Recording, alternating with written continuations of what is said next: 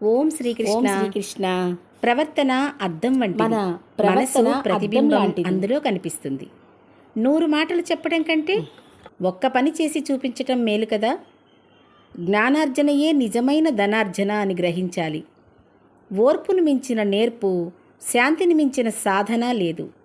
సారం వెదుకు వారు భారమును చూడలేరు. అందరి ఆనందమే జీవిత పరమార్థం కావాలి.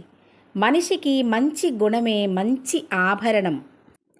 ధనం కోసం పాటుపడు, కానీ గుణం మాత్రం వదలకు. మాటలు ఖర్చులేనివి కానీ విలువైనవి.